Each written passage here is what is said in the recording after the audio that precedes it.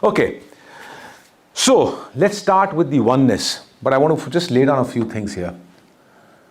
For those who are seeing the Guru Nanak Docuseries, I'll be upfront. It's best to be upfront and blatant.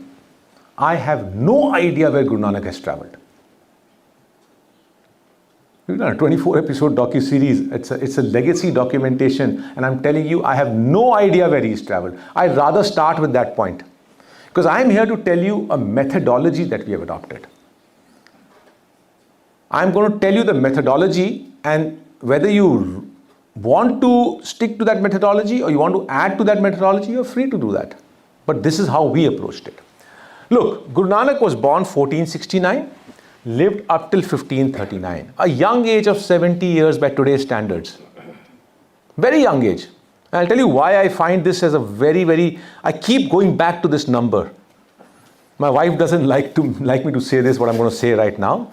But the fact is, I'm 58 years old. If Guru Nanak is my benchmark, whom I've spent so much of life, then we have 12 years left. If each project takes 5 years to do, there's not much time left. You know where I'm going? We have to be always cognizant of this fact, that the energy that's giving it to you, recognize, thank it, do your best. There's not much time. Guru Nanak, born 1469, 1539, does 4 udasis. I've written it as Odyssey, because there's no word in English that can describe what Udasi means. Can someone tell me what you mean by Udasi? Let's just have an interaction. There's nothing right or wrong. Hanji? Travels. Travels. Another attempt? In search of. Hanji? In search of. In search of, okay. Alright. Udasi is a word. I've written Odyssey, it's not Odyssey. Because ये मैं English audience उससे कर रहे हैं, right? Udasi is a state of virha. Virha or birha. In Hindi say virha, in Punjabi say birha. Verb becomes a birha. Birha is a state of internal dissatisfaction with the status quo. Things around me are all looking the same, and I'm internally torn apart with, I want to do something more. Guru Nanak, who calls himself Betala and Bhutna. There's a shabad of him, koi kehe Betala, koi kehe Bhutna, right? Is torn apart. He's given us a lot as a guiding post, but his own state was in a state of birha. Birha is when you're in search for something deeper. And that results in a state of what you call as udasi. I was in UK and in 2019, and there was an exhibition, Guru Nanak's Travels, and the heading was The Melancholy Travels of Guru Nanak. I said, you just got it wrong. Melancholy is sadness. Udasi is not sadness. Birha is not sadness. Birha is a beautiful state where you are going to plant a seed which is going to sprout into something that's going to give you beautiful. Birha is that state. But it is a state of discontent. We all go through it in our life. If you don't have discontent, nothing will sprout. Agree with that or no? So Guru Nanak's Udasi is basically a state of discontent. He does the first Udasi, goes east and south, 12 years. North, he goes to up in the Himalayas for 4 years. Third Udasi, another 4 years, Islamic world. Fourth Udasi, around Punjab and Rajasthan. And then he comes and settles at a place called, along the river Ravi, place called narratives get conditioned in the mind. In the oldest text, there's no place as Kartarpur. The place's name is Jammanwali. That's fine. I'm not here to shake the system. Even I call it Kartarpur. What I'm saying is, somewhere down the line, mind gets conditioned, old gets lost, new comes in, replaces, and that's the basis that I'm going to start the next few. Oneness, when you're talking about the oneness that we are being taught about, and the oneness of Guru Nanak, there is a bit of a disconnect out here. And I'm going to talk about that. So this is where I'm going to start. Jammanwali is the place where Guru Nanak settles down. And today no one knows Jamanwali. So what is the methodology that we adopted? Methodology is Guru Nanak born 1469, 7 decades after his life, people start writing about him. With the first literature being Bhai Gurdas's Wars. But Bhai Gurdas is not writing so much that I can make a 24 episode docuseries. Now Guru Nanak has written nothing about history. He writes some insights, we'll come to that in the next section. But he writes nothing about history. Guru Nanak is giving you spirituality, about life, skill sets, what you need to acquire to live with life, guiding post. 7 decades after his life, and okay, by the way, if you have to make a docuseries, there are 3 sources you can take. One is, if Guru Nanak had written about his life, there would be an autobiography. Guru Nanak's shabads are not autobiographies. They are deeper reflections on life that we all need to incorporate in our own lives to learn something as a guiding post. Then there is a biography. If someone writes about someone, it becomes a biography. Guru Nanak is accompanied by Bhai Mardana. Has Bhai Mardana written anything about his companion? You don't have a biography also. The third texts are in English, जिसको ਅਸੀਂ जन्म साखी literature कहते हैं. English ਵਿੱਚ ਇਹਨੂੰ किया ਜਾਂਦਾ है. For those in the academic circle will know the term hagiography. Anyone heard the term hagiographies? Hagiographies are when someone writes about their revered being. That's known as hagiography. And hagiographies will always be biased. Agree or no? Do you think I'm going to write someone whom I really love and I aspire anything negative about that person? Not that the person is negative. That's not what I mean. But hagiographies, you have to read them with a bias that they are biased. And our only sources are Janam Sakhi literature about Guru Nanak and his shabads, which he has written. And hagiographies are written 65 years after his life, and up to 150 years after his life, the hagiographies that are written, the Janam Sakhis, there are only 2 people traveling in that, Guru Nanak and Bhai Mardana. There's no Bala also traveling in it. After 150 years, there's a third person who starts traveling with it. So that means hagiographies are creating biases. And then the myths and mythologies after 150 years keep increasing. To the point, today the hagiographies are in WhatsApp University and Facebook University. Anyone can go and stand anywhere and send Guru Nanak there. Sometimes after doing this entire series, we wonder, did Guru Nanak come here and therefore you made the site? Or did you make the site and then Guru Nanak came here? You understand what I'm saying? I'm talking rationality here. Sorry if you don't touch anyone's faith, but these are the things you have to, methodology has to come from there. So we said 65 years after his life, 65 to 70 years, by Gurdas's War, up to 150 years is the only text we will follow. We will make some variations. Because when you're doing such a big work, you will be conflicted. And you will make some variations. But that's the primary source you'll follow. Now, as per that earlier source, Guru Nanak's travels are in geographies that today are 9 countries. Pakistan, I'll go that way first. Pakistan, Afghanistan, Iran, Iraq, Saudi Arabia, on top Tibet, part of China now, but Tibet, India, Bangladesh and Sri Lanka. 9 countries as per texts written up to 150 years. Now, if someone feels he has been to Vatican, you're free to create another docuseries and make it. I'm not stopping you. But I don't want to have a dialogue on that because I've told you my methodology. There's nothing that Guru Nanak has written about his life. Clear? So if someone feels, yaar Kenya nahi cover kita, Nepal nahi cover kita, I've told you my methodology. Clear? Now, as we travel, I'm telling you up front, don't replicate the journey that we have done. Because you will not find Guru Nanak there. Guru Nanak refutes every physical journey that you take in search of something. It's internal. Do not replicate. Caution. Go at your own risk. You'll find nothing. search Guru Nanak in his words.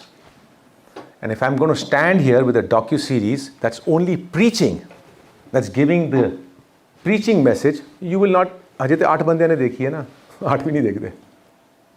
Because I'm not a preacher.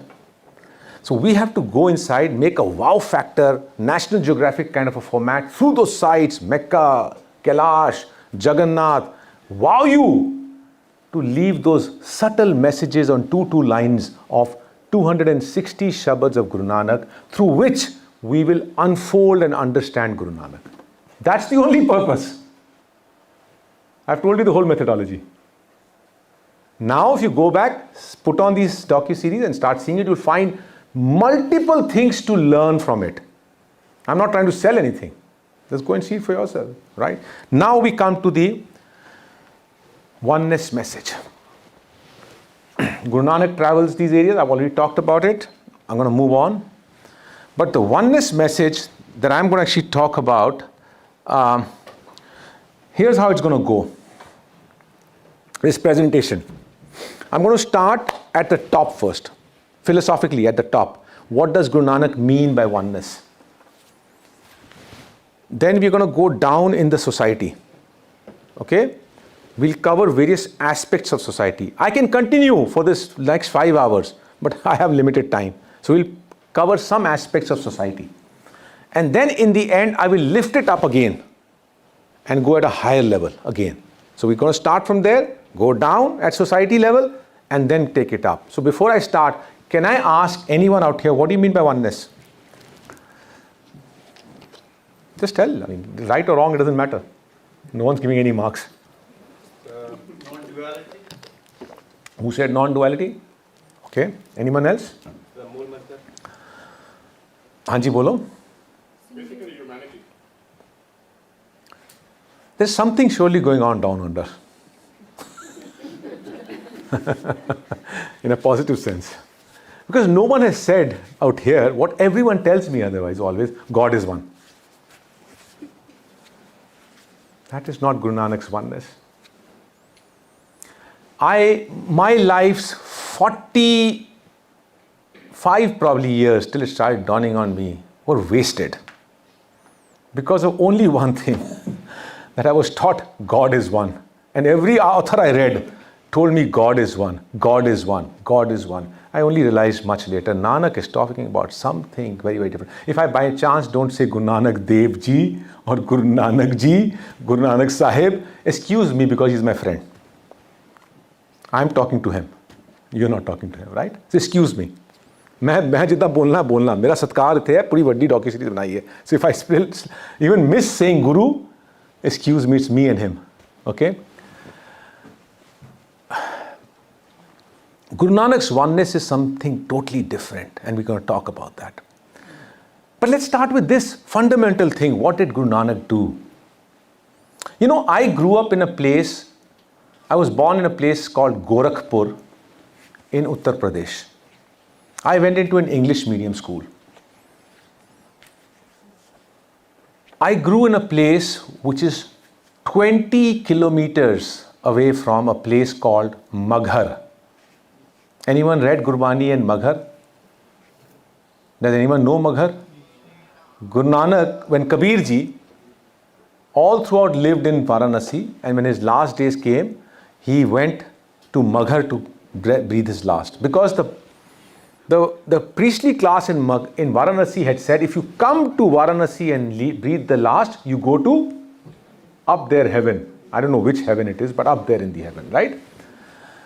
But if you go to this place called Maghar, and by the way, the historical context of Maghar is because Maghar is close to the Magad kingdom.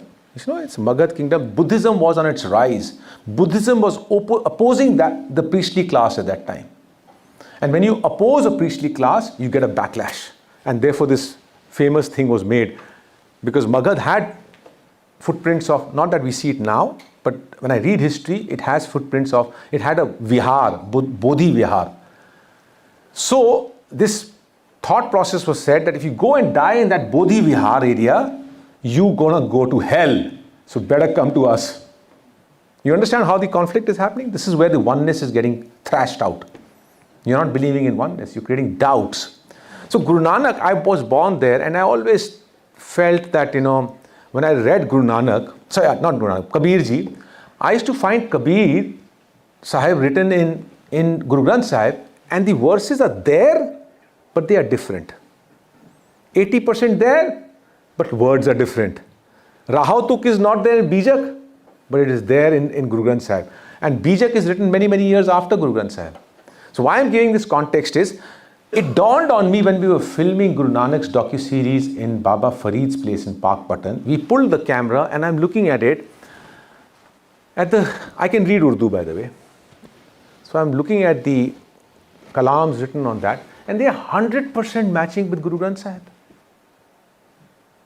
They're not written in Gurmukhi, they're written in Urdu. 100% match. And I grew up on the footsteps of Kabir Sahib, and I don't find 100% match there. Clearly, the compilation that Guru Arjan Ji does of bringing together 15 Bhagats actually was seeded by Guru Nanak when he went to Baba Farid's place on 2 occasions in his travels in Park Patan. And what Guru Nanak did was a very simple thing. He sowed something. In those days, traditions were given through Guru Shashya Parampara. Guru Shishya Parampara, you don't write down. Today you can go to a Kirtaniya and he'll write down the notes. That's not how music used to be taught. That's why we are not learning the art of music. Because you would sit down, you would press the foot of the Guru, you would clean the bed sheets, you would clean his utensils, cook food for him, then you get something valuable. Today you can pay for it and you get it, right? Value is reduced. I said if you give something free of charge, the value goes to 0, but value also goes to 0 if you paid for it, right? Because you don't value it, right? So Guru Nanak Sahib goes to Baba Farid's place and he starts documenting. We always in our narrative say Guru Arjan Ji brings it together. The seed starts at Guru Nanak. And now at a time when there's no internet, at the time of 5th Guru, and there is no printing press either. By the way, printing press as a technology only comes in 1870s. There's no printing press right now. Anything that you have to transmit, what does internet do and what does printing press do? It makes the ease of transmission of information. When there's no ease of transmission of information, then what's going to happen?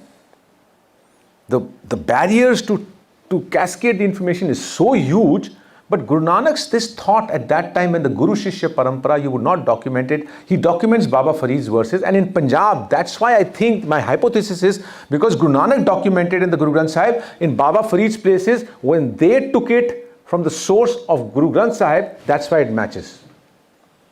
And Kabir Ji's place, it's so far away from UP, when it travels into Punjab, it goes through changes. It goes to Bengal, it goes through changes. It goes to Maharashtra, it goes through changes. It goes to Karachi, it goes through changes. Clear? So he does this. Now in the 5th Guru's time, the beauty of oneness starts from this. And I look at sometimes why Guru Nanak's adherents today are not able to understand this. What are we fighting for? Our history is filled with problems. Our history is filled with problems. I'm not running away from that. Chota ka lukara, vada ka lukara, Nadir Shah coming, this, that. You are a Sikh because you have to face it. Don't run away from it. But if you run away from the fact what Guru Nanak was trying to do, you've shaken your roots. Embrace history and embrace future with that pride, but don't run away from that oneness. And this is the oneness where he brings together 15 saints from across the Indian subcontinent into the Guru Granth Sahib. That's the inclusivity, diversity, oneness in practical examples out here. Joydev Ji in Bengal, see the docuseries, I think 11th or 12th episode. Baul singers in Bengal are singing unknowingly the verse of Guru Granth Sahib in their Bhagat Joydev Kondali's temple. Unknowingly. It takes us to film to figure out, this is from there. Is it from there or is it gone from here to there? I don't know. But this is what Guru Nanak was doing by seeding it. Namdev from Maharashtra, Kabir Sahib I've discovered Nanak much after Kabir. I grew up in the feet of Kabir, right? Kabir Sahib in Punjab, all this that he was doing, the writings of 15 saints who were all family oriented, economic contributors, and human rights advocates. Guru Nanak today and Kabir Sahib and all of them are boxed into a religion. But they are actually human rights advocates. They are social reformers. It's the masses who could not understand anything other than God that they had to pick up this stick of God to beat you with it to make you understand the roots of social reform. I was in just 2 months back, I was in Punjab and I was speaking in Taran Taran, heart of Majha belt. I was a bit afraid. Not because I was afraid, because my works are very inclusive, right? I was a bit afraid. I said, "Kidre muh to kuch galat nikal gaya, pata nahi mere Baba Deep Singh Devangan mein bhi." You know. Sorry if anyone's from Majha out here. I didn't mean to say that, but but I was a bit afraid. I loved it when one guy at the end of it got off and he said something that touched my heart so profoundly. He said, "Amardeep साहब, आज अगर मैं कुछ सीखिया है ना, तो मैं वापस जा रहे हैं अपने पिंड, क्योंकि मेरे पिंड दे अंदर अजे भी 2 शमशान घाट ने। एक शमशान घाट है जट्टां दा ते एक मजहबियां दा। In death also we have not found equality. In death, in that body that doesn't breathe, there's no equality. What are we talking as Guru Nanak's adherents and oneness? Do we get what I'm talking about? We as community are far away from Guru Nanak's principles. Accept it. We can pat our back, we can feel good about it. We are far, far away. In death, you can't burn 2 people in the same place. Means you've lost the plot. Totally lost the plot. This is what Guru Nanak was trying, diversity into inclusivity. Let's start, as I said, first with cultures. We'll then, top down I'm coming first, okay? Philosophy, they'll go down and we'll go up then. I start with a tribute to Baba Farid's place of oneness. From Guru Nanak Docuseries, episode number 3. इंसानियत ਜਿਹੜਾ ਹੈ ਨਾ ਉਹ ਸਭ ਤੋਂ ਵੱਡਾ ਮਜ਼ਹਬ ਹੈ ਇਨਸਾਨੀਅਤ ਦਾ ਉਹਨਾਂ ਨਾਲ ਪਿਆਰ ਉਹ ਪ੍ਰਚਾਰ ਬਾਬਾ ਜੀ ਨੇ ਵੀ ਉਹੀ ਕੀਤਾ ਬਾਬਾ ਗੁਰੂ ਨਾਨਕ ਨੇ ਵੀ ਉਹੀ ਕੀਤਾ ਫਰੀਦੁੱਦੀਨ ਸਰਕਾਰ ਦੀ ਔਰ ਬਾਬਾ ਗੁਰੂ ਨਾਨਕ ਦੀ ਮੁਹੱਬਤ ਦਾ ਇੱਕ ਇਹ ਵੀ ਇਜ਼ਹਾਰ ਮੈਂ ਬਿਆਨ ਕਰਦਾ ਕਿ ਬਾਬਾ ਜੀ ਦੇ ਸ਼ਲੋਕ ਜਿਹੜੇ ਬਾਬਾ ਫਰੀਦੁੱਦੀਨ ਸਰਕਾਰ ਦੇ ਉਹ ਗੁਰੂ ਗ੍ਰੰਥ ਦੇ ਵਿੱਚ ਨੇ ਉਹ ਮੈਂ ਪੇਸ਼ ਕਰਾਂ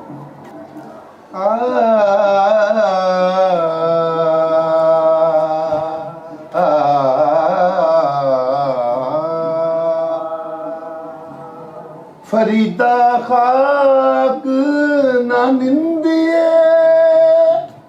खाको जेद ना कोए जूदिया पैरा हेठे मोया ऊपर होए फरीदा फरीदा Farida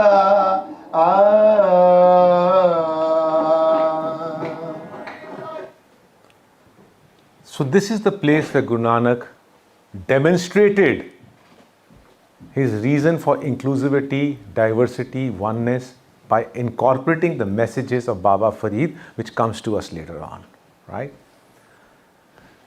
मैं जी गल की थी कि भाई शमशान घाट नहीं जला सकते इकट्ठे भी तो इतने वही गल कर रहे हैं कि भाई even the soil is so humble.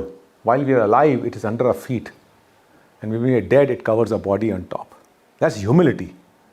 And in death, we can't even find equality, right?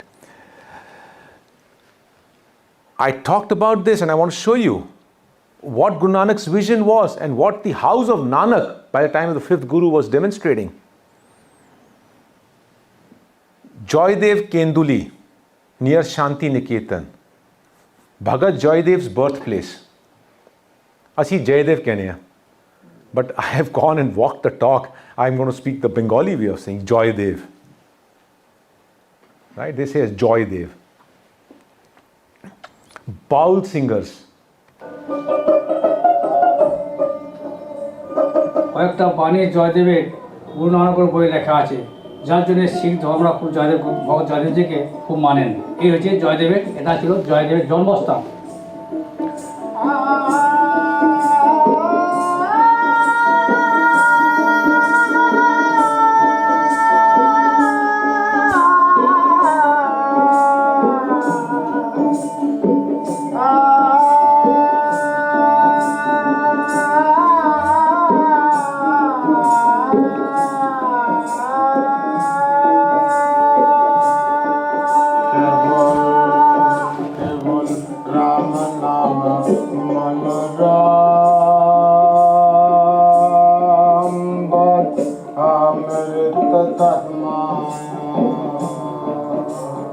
Bhagat Jayadev was renowned for his lyrical poem. I'm going to skip this just in interest of time, but that's what I wanted to show, that Guru Granth Sahib's verses are being sung there. It has come here. There's east, there's west. Why? Guru Nanak proposes oneness. And we're going to start going towards oneness. Guru Nanak proposes. Guru Nanak does not dispose. Because his entire journey is about dialogues. Dialogues can only have with propositions and discussions.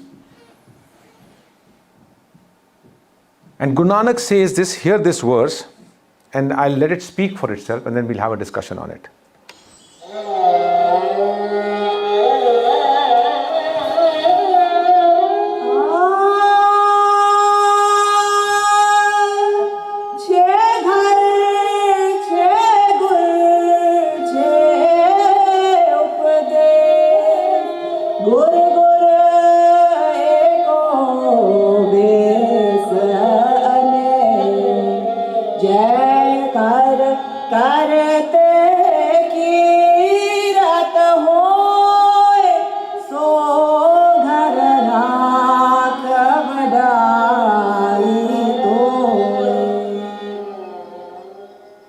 Open-mindedness to discuss and assimilate diverse philosophical views has historically been a unique strength of the Indic culture. Guru Nanak's acknowledgement of the 6 Indic philosophical systems, Sankhya, Yoga, Nyaya, Vaisesika, Mimamsa and Vedanta, is a reflection that he respected freedom of thought. However, above all, he endorsed the doctrine of oneness as paramount. So let's start with this. I played this before, so I didn't ask you that question, but I've experienced this many a times. You know, this is from a Kirtan Soila, Chhe Ghar, Chhe Gur, Chhe Updesh, right? And I've asked many a times, can you tell me what are the 6 kar? Now the answer is in front of you. It's 6 philosophies, Shat Darshan. In the Indian tradition, the Shat Darshans are 6 Indian philosophies. Religion is a garb over a philosophical thought. Agree or no? 100%. Philosophy is deep down. Thought process is deep down. Socio-economic situations, socio-cultural situations will create a garb that you have to put on top of that thought. And there's space for that.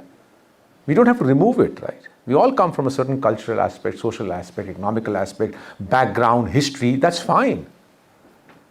But at the deep rooted, the philosophy has a certain root. And Guru Nanak is saying, Chhe Ghar, Chhe Gur, Chhe Updesh. There are Shat Darshan, in my culture of this Indian subcontinent, at the grassroots level, there are 6 philosophies. Chhe Ghar, Ghara philosophies. Chhe Gur, there are 6 proponents of that.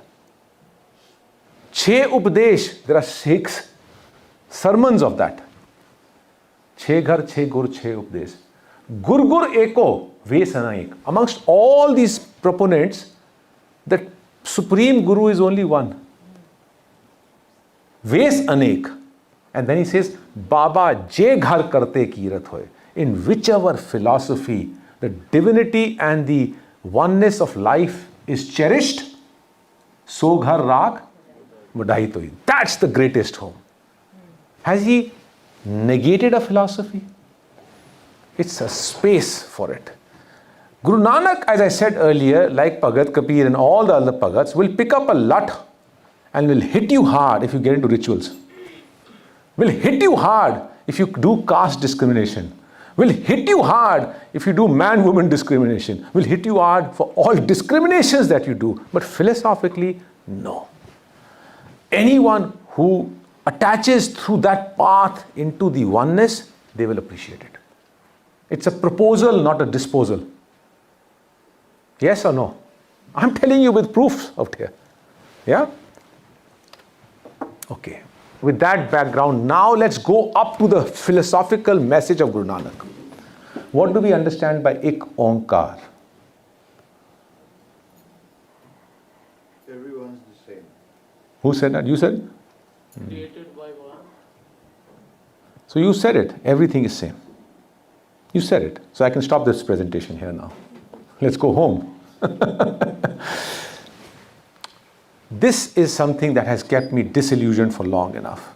Because every Indian author, every English author, you see, मैं नहीं कह रहा, गुरमुखी बड़ी जगह लिखा हुआ है. गुरमुखी संध्या दे अंदर, टीकियां दे अंदर, there are many learned people who are writing and they are telling the right thing. But Gurmukhi is not accessible by our generations nowadays everywhere. So there are a lot of people who get it. I'm not the only one. A lot of people get it. I'm not here with something new I've revealed for myself. I studied in an English medium school. So I discovered this much later on, the realization that what every English book is writing, Guru Nanak, your Wikipedia says, Introduction of Guru Nanak. Guru Nanak, the founder of Sikh faith, founder of the monotheistic faith, Sikh faith. Monotheism is when God is one. When God is one, then God is distinct from you. Then comes the duality. God is not me and me is not God. Kabir Sahib says, Khalak, Khalak. Khalak mein Khalik. Creator is the creation. Creation is the creator. In the Western world, we are dealing with a monotheism. Monotheism is God is one, but if God is one, then it's dual. You and God is different. Then you need a son of God to take you there. Guru is wisdom. Guru is wisdom. There was a time when the body Guru was there to guide you. Now there's a Shabad Guru to guide you. Is wisdom. Wisdom is to take you into that oneness. There's no difference in that and me. Bhagat Ravidas says, Tohi, Mohi, Mohi, Tohi, Antar kaisa? Kanak Kataka Jal Tarang jaisa. Like a bracelet and the gold bangle, the bracelet and the gold, which is making that, it's the same way. Like the wave in the ocean, ocean and the wave is the same thing, right? So that's what you're talking about. Okay, Onkar. This is a representation of three. Whether you take the Om or you take this Onkar. This Trinity represents not the Western Trinity. I'm not talking about the Christian Trinity out here. The Trinity out here is the energy which is right below, which creates, sustains, and destroys, which our mind does not understand and wants to give it a form. So there comes the form which our forefathers, because we're coming from the same culture, have made the form of Brahma, who's the creator, Vishnu, who's the sustainer, Shiva, who's the destroyer. But we came into this room just about an hour back. There's an energy that came together, the energy got created. It's sustaining right now. Give it a little while, it'll finish off. This is Brahma, Vishnu, Shiva. My body comes into a form, it'll sustain for 70 years, 80 years, 60 years, who knows, it'll finish off. Right now it's sustaining, it's an element, what we trying to decide as Vishnu, I'm not saying, but at the end of the day, it's the same energy. We want to call it as Brahma, Vishnu, Shiva, you want to call it as creator, sustainer, destroyer, it's up to you, what do you want to call it. I'm not giving any names. But the energy as at the substratum is that energy from where we come, it's the nothingness. Like what Buddha says, we are nothing. Because if you think your ego is saying that I've made the falling, you will take nothing from this world. You came from zero, from nothing. You will go into nothing and your possessions will also go into nothing. That's the power of that substratum of the energy. When that energy which has no form takes an akar, it becomes onkar. Akar is what? To take form. Form can be physical, it can be subtle, because what dog can hear above 20,000 hertz, you and I can't hear, but the dogs and that frequencies are still there. Akar is there, right? What is visible, not visible, there, not perceivable, is all akar, but it's coming from nothing in the Trinity. And to put one above that, this is where the problem is. All this time I've been taught this one means God is one. It means this Trinity and this energy which is creating, sustaining, destroying and coming in the form is intertwined into what he said, everything is one. If you can just understand this, we've finished our presentation. Because then there's no difference between me and you. There's no difference between this and me. Although I may say it's not living, I'll also become not living one day. There's no difference between the tree and me. You start respecting the tree. You would want more trees to grow. There's no difference between a Christian and a Hindu and a Muslim and anyone else. We are all the same. We're wearing a garb. Everything starts finishing off. You want to have political boundaries? What? There's no difference. Live, let's embrace each other. Let's embrace not each other as humanity. Let's embrace the creation even beyond earth. That's simple. So when you go back from this room, if there's only one message, we'll continue with the presentation.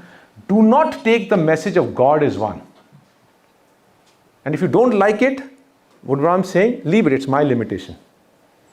I've told you, I'm standing here to give you something. You don't like it, leave it. No one's forcing you to believe it. But what I have understood, I'm telling you, everything is one. Okay? So we've now established the top. Look, and I'm going to spend 5 minutes here and then move on for the next few videos. Mool mantra is the most fundamental. Mantra is jo man nu tarda hai. Direction change karta hai. And that's what Mool mantra is, right? This Ikonkar which I said, the trilogy, I've already explained, the manifestation, the Onkar, Ik, I want to just focus on one thing out here, just 2-3 words, and I'll leave it there. Sat Nam. Most of our English translations are doing, all English translations, what are they saying? God is one, Ikonkar. True is its name. So what do I have to do if its name is true? How does it matter to me? Have you ever wondered that? True is its name. Who's given the name?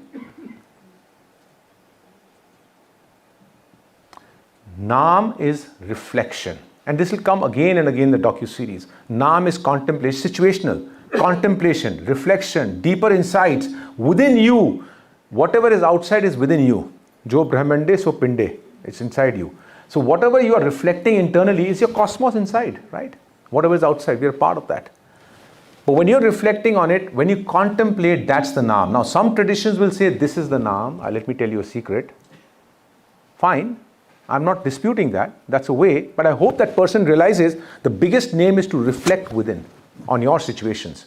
That's the reflection. From there sprouts the seed of Udasi. Your Udasi. No physical Udasi. Your Udasi will, the Birha inside you, reflection will result in. That reality, that is the only reality, Sat, this substratum of this entire creation that is there, what we said, Ek Onkar. Reflection will lead you to the understanding of this truth, that is all that is there. The meaning changes, right? Sat Naam, it doesn't matter to me if God's name is Sat or Naam, right? So I now say it means to me. Agla, and I'll just say 2 of them and I'll stop there. Nirpaho. Once we say, in the English translation says, he is without fear. First and foremost, the energy is not he. Energy is genderless. Guru Nanak says, Ape Purak, Ape Nari. So where are you saying? All our translations are warped. He is without fear. Who is he? So my 50% of my population here, my mothers, my sisters, my daughters, do not belong to us. That makes sense? So there's no gender inside this. Nirpaho, once I have realized that everything is one singular system from which, like a bubble, I've come up today for 70 years and I will submerge inside this, I become fearless because I have nothing to lose. And when I now look back and I say, going into all these challenging areas, the challenges I faced, somehow it was a small chalak of being a Nirpaho at that time. I'm not saying I'm fully Nirpaho, but I aspire to get to that state. The more I understand, it doesn't matter. It doesn't matter. Nirvair, when you understand everything around me is me alone, then what do I have to have enmity against you? Why do I need to fight with politics? Why do I need to fight with someone else? Why do you need something else different? We will all be one, right? Make sense or no? So, Mool Mantar is a mantar. Your mind has to be tweaked. It doesn't matter if God has the attribute of being fearless or being without enmity. How does it matter to me? And if that God has it, then I am also that, right? Does it make sense or no? Or is it too philosophical? Thank you so much. Let's move on then. Time to move on. But I appreciate that. Yeah? So as I said, we are going from top and going down. But if you feel it's too philosophical, it has taken me 45 years to understand this. This basic thing. That there is everything one. And I appreciate your honesty, but go back and reflect on this fact that God is not different from us. We are one. We'll start living together. And now let's come back to the basics. Because the toughest thing is philosophy right up there. If you understood that everything is one, now let's come back and see downwards how Guru Nanak is implementing. He picks it up from the cultures, brings it all together, takes it up, everything is one. Now, how does he implement it in society? I'm going to give you 2-3 examples. If you see the docuseries, you'll find many examples. Okay? Human rights advocacy. The story about Malik Pago and Pai Lalo. एक पासों रोटी दबाई, एक पासे खून निकल रहा है, एक पासे मिल्क निकल रहा है. That's myth, mythology, miracles. But the essence of that story is equality in the society between the rich and the poor. The high and the low is what Guru Nanak is talking about. That's also his oneness, right? Yeah? So let's hear to this one. The food that he eats at Pai Lalo's place tastes like milk because it's been earned through hard work. But the food that he would eat at Malik Bhago's place would taste like blood because it's been earned by violating the rights of the poor people. ऐसे जन विरले जग अंदर परख खजाने पाया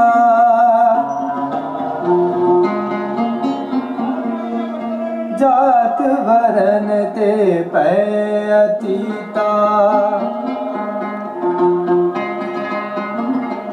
ममता लोभ चुकाया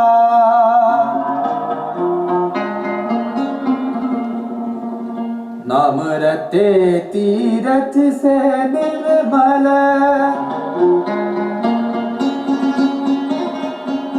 दुख हो मैं मैल चुकाया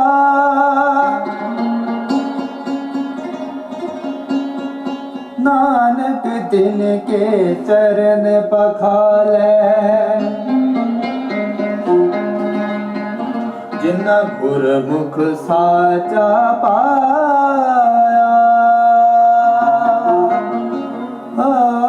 In this materialistic world, such people are exceptional who have the wisdom to face the light of knowledge by giving up the darkness of ignorance. This incident brings out the significant precept in Guru Nanak's philosophy about social justice, human rights, and integrity. He further expounded that a person is inferior or noble through deeds and not by simply being born in a family of a particular caste or religion. So, if anyone has not understood this by, there's no problem. The fact is, Guru Nanak is saying here, ऐसा जग विरला, जग में बड़ा कोई, only very few will understand the essence that everything is one. That's what he's saying. So if we have not understood, we have to strive for it. Because one fine day the spark bulb will light up, that Ekokar is everything is one. It's as simple as that, right?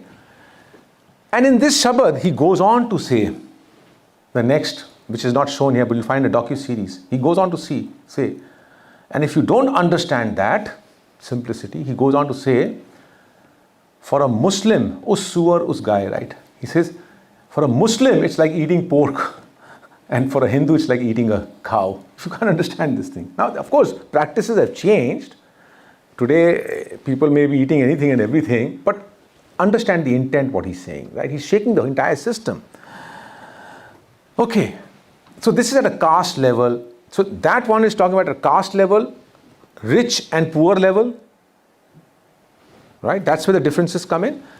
Now we're talking about, when we're saying God is one, he is this thing and she is taken away. Now he's a woman's advocate. Right? We often just quote mostly this one Shabad of Pandamiye, right? You know, she gives birth to kings. Of course, she gives birth to kings and to queens also, right?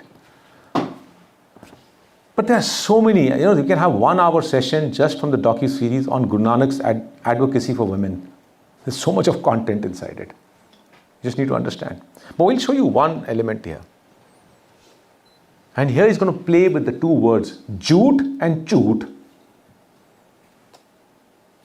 Jhootha ho gaya ki koi jhootha kar dena, right? Khana.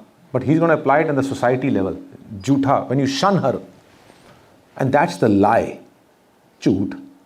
That's the lie.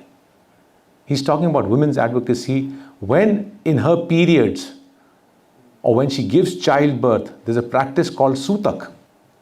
Sutak means you are impure at this point of time. That practice was probably in the social system for giving her energy. Because woman by nature is there to give birth to our generations. The female species' primary objective is to give biological progression to our society, right? And when she goes through her cycles, she gets depleted of her energy. When she gives birth, she gets depleted of her vital resources.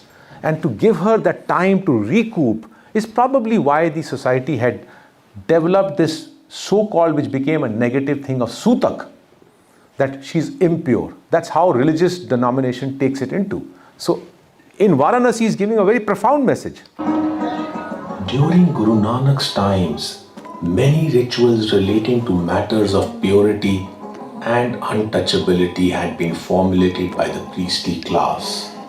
One such ritual was the observance of Sutak, which means impure, during which women had to abstain from entering the kitchen, visiting temples, or attending social functions while going through their menstrual cycle. They also had to refrain from these activities during confinement after giving birth. While this tradition was well intended to replenish the physical strength of women, unfortunately, it had taken the form of a strict religious adherence.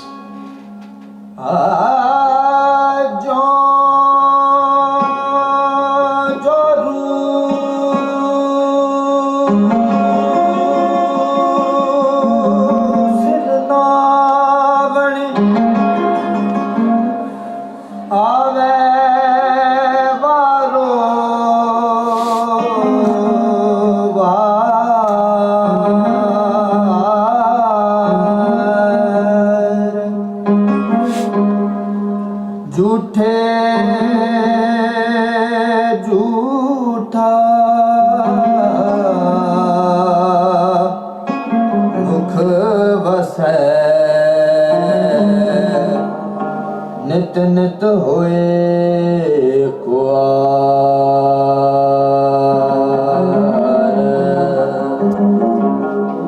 सुचे ना किए भंज पिंडा तोए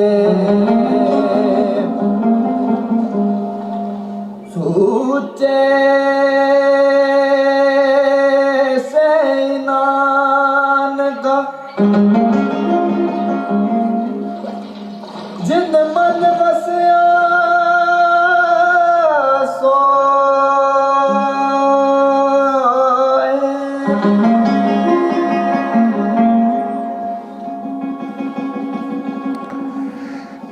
To produce life is a biological phenomena bestowed upon women, without which the human race will cease to exist. Guru Nanak rebuked observance in the name of religion, which discriminated and belittled others. He vehemently raised his voice against gender inequality. So this is at a society level. It still exists today, right? Today, women's empowerment has turned into something, don't get me wrong, please, if I'm going to say something. Speaking in a Western society, but I have worked in the corporate world for long enough. Women's empowerment today is doing job. That's not the women's. Guru Nanak's talking about the empowerment here. You are doing a job at your kitchen also. You're doing a job with your children also. You can do a job outside. There's no problem with that. But today's entire empowerment has got boxed into doing a job 9 to 5 outside. And that's what Guru Nanak is challenging. It's here. Empowerment is here. Now I'm going to raise it above. Slowly bringing it to an end now. Because we've gone into elements of society and we can continue to talk about the society. The entire docuseries is filled up with it. Now let's start raising it up again at a nature level. Because I said Guru Nanak's message is not oneness of humanity. It's too small a definition. It's too small a definition. It's the oneness of creation. Because every aspect is a part of me and I'm a part of that. The problem is when we look at it from a human aspect, our ego doesn't allow us to see beyond. Guru Nanak is going beyond. And so let's lift it up. Can anyone recognize which temple this is? Jagannath. Although the segment will talk about it, but let me actually just give you an interesting fact. It's in Odisha, by the way. It's not South India, Odisha. Interesting fact. You know, the word bazaar went into the English language through India. Yeah? The word juggernaut comes from Jagannath. What do you mean by juggernaut? Tell me, are you all sleeping or what? Juggernaut, what do you mean? You can be wrong, so what? I mean, how does it matter? Massive. Huh? Massive. Massive, harfan. Something that's unstoppable. Exactly, unstoppable. Harfan mola. Harfan. Fun is anything that you can do. Every fun, every passion, everything that you want to do, everything that you want. Harfan mola means you can do it. That's what a juggernaut is. Unstoppable. If I want to do something, nothing will stop me. I'll do it because I've got that ability to do it, right? Are you and me harfan molas? There's only one thing that's harfan mola in this world.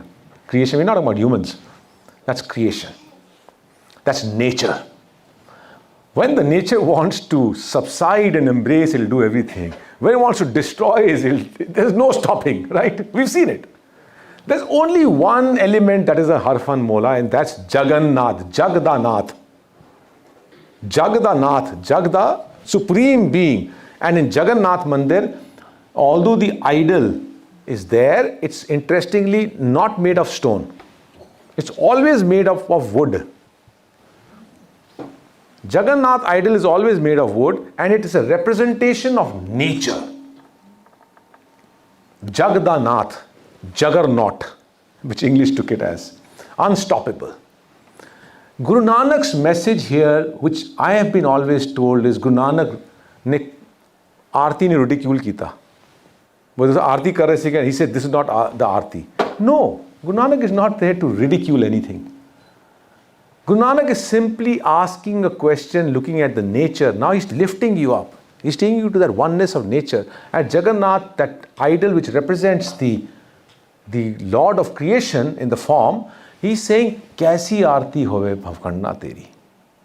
It's a question he's posing. It's not, a lot of times in the Gurdwaras I was taught about, he's negating it. It's not a negation. Nanak will not negate. Nanak is a very rational person. If he'll negate, then he may not be allowed inside the temple also. He's there to have a dialogue. And when you have to have a dialogue is had when Nanak says, Jab lag duniya rahiye Nanak, kich suniye kuch kahiye. First listen and then impart. So he has to listen and he has to impart. This is his word saying it, right?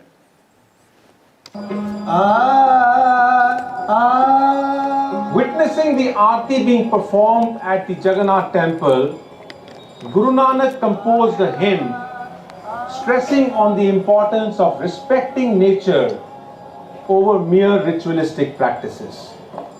कैसी आरती होए भव खंडना तेरी आरती कैसी आरती That's Jagannath. भव खंडना तेरी आरती कैसी आरती होए कैसी आरती होए भव खंडना तेरी आरती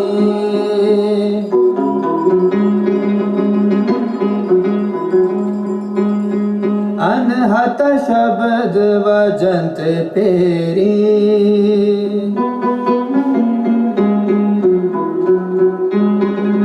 गगन में थाल रव चंद दीपक बन तार कमंडल जनक मोती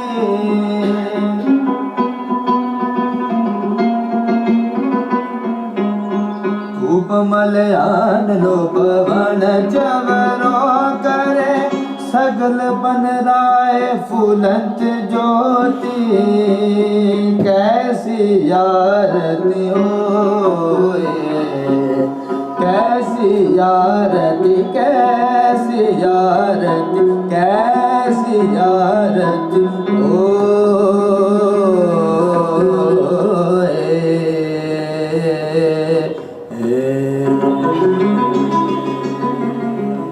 Guru Nanak says, since the omnipresent is manifested within every aspect of nature, how can its greatness be venerated by worshipping only a few forms of its expansive creation? That's it. How can we limit ourselves? The divinity is everything. And Guru Nanak says, Jo Brahmande, so Pinde. That universe exists here. It's no different. You may be a heart of that creator's vastness. You may be a liver. I may be a lung of that big scheme of things, which also exists in this consciousness here, where there's a heart, which heart doesn't ask for permission to stop working. It has its own consciousness. Liver has its own consciousness. White blood cells have their own consciousness. They work in their own tandem to make this system run. Similarly, the entire nature runs on the collaboration of everything. And if there's a collaboration, then how are you different? You're just a speck. You're a collaborative universe. And the oneness he respects in Baghdad. Let's hear this, and I'll in Baghdad, this is a Pir Abdul Qadir Gilani's site, because I'll let this play for itself. One day, during their stay in Baghdad, Guru Nanak and Bhai Mardana, while in awe of divinity, were singing a verse which propounded the message of omnipresence. They expressed that even though the Vedas, the Hindu scriptures, say that one can get weary of counting numerous worlds, Katibs, the Islamic scriptures, state that there are 18,000 worlds. But there is only one omnipresent entity, and rest is its manifestation. पाताला पाताल लख आगासा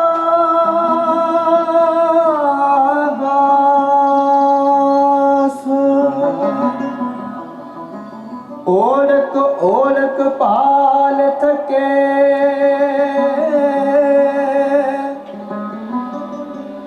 वेद कहन एक बात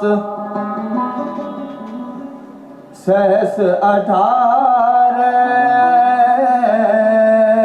कहन कतबा असलु एक तात लिखा हुए ता लिखिए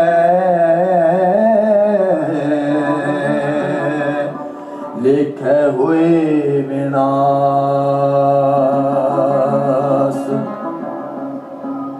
नानक वड्डा खिया आपे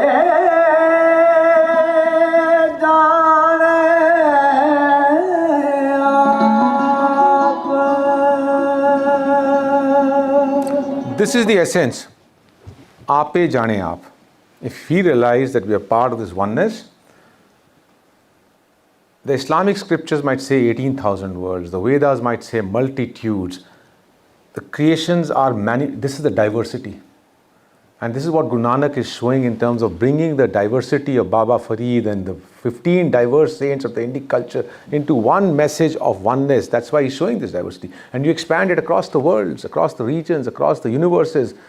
Ultimately, you have to realize that element only within you. That's it. Right? And we are bringing this to an end. Although we are today divided, we are getting, if we don't get our acts together, all communities will continue to get divided. But I want to reflect on those two powerful sayings, not by us, the followers of Nanak, but by our forefathers' times, how the vastness of Nanak were embraced by people of diverse cultures and faiths. Two such poetries which are sung out here. Allama Iqbal, his poetry, Bange Dara, right?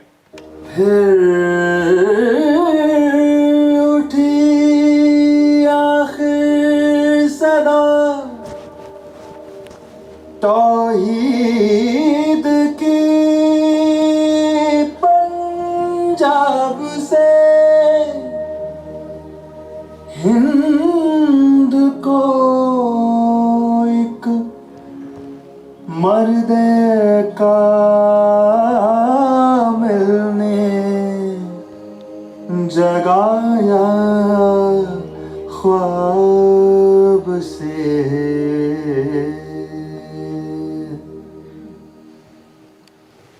Are we not in a khwab even right now? In a dream. Khwab is a dream. We are still living in a dream. Allama Iqbal is talking at that time. Allama Iqbal, by the way, today is embraced by Pakistan as the founder poet of Pakistan. But he's talking as a Punjabi poet. Fir uthi aakhir tawheed Punjab se. Tawheed is the call for oneness. Tawheed is oneness in their Islamic this thing. Again rose a voice. Again means fir uthi tawheed ki awaaz. Right? Punjab se. Hind ko jagaya ek marde kamil ne. He was a mard. He was a man of principle. He was the man who awoke this land on the east of Sindh, the Hind, from the deep sleep of slumber. Why? Because he's before in that poetry talking about this nation was sleeping for thousands of years. Buddha came. He's talking about Buddha first. He shook the system. He's giving credit to. But these people could not understand and appreciate Buddha and bound him again into idols and again into those same rituals and practices. Then arose Nanak. 550 years have passed by. If Allama Iqbal was to say this thing, probably he will have to have another couplet to this. Yes or no? Nothing has changed. And often after doing this docuseries, I wonder, has anything changed? That doesn't mean the great saints should not come. The great inspirers should not come. They should keep coming. but nothing has changed. That's the reality. So let's end this with Anand Narayan Moola's last, this is in the episode 24, we end with this, a beautiful verse of his. Guru Nanak upheld the spark of oneness and unity in diversity. His cognizance was, is, and will remain a ray of hope for a united world. जहाँ के बुझती हुई निगाहों को जगमगाता है बामे Nanak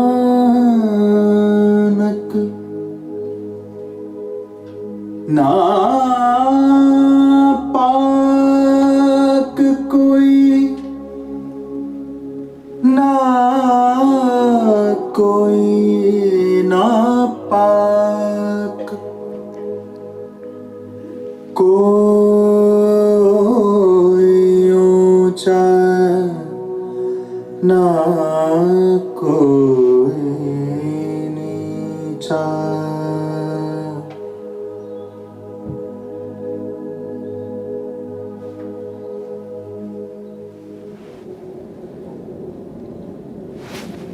This is the Indus River, by the way. Our physical journey in the footsteps of Guru Nanak unfurled unique opportunities in our humble attempt to understand the essence of his profound philosophy.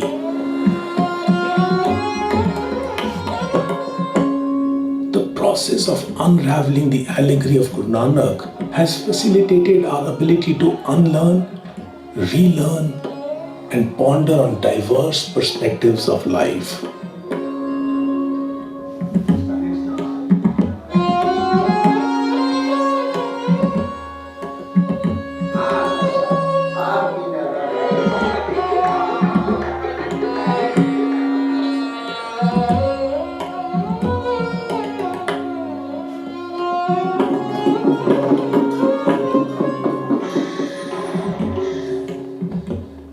For us, the most liberating experience has been the realization that the universe is one comprehensive phenomenon and that truthful conduct is the key to grasping its glory.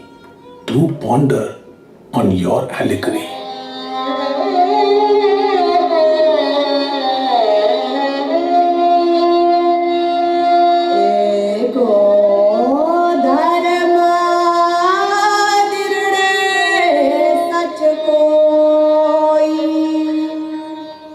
Dharam is the universal law, not what we are loosely taught as religion. Dharam is the universal law under which we are all existing. Guru Nanak's verse, we end here by saying, Eko taram dride sach koi. Understand this universal law of ek, ikai, oneness. Drido snu apne andar drido. That's the only reality, sach koi. That's the only reality. Let me end by saying, na koi ucha, na koi pak, na koi napak. Pak is a pure, napak is impure. Na koi pak, na koi napak.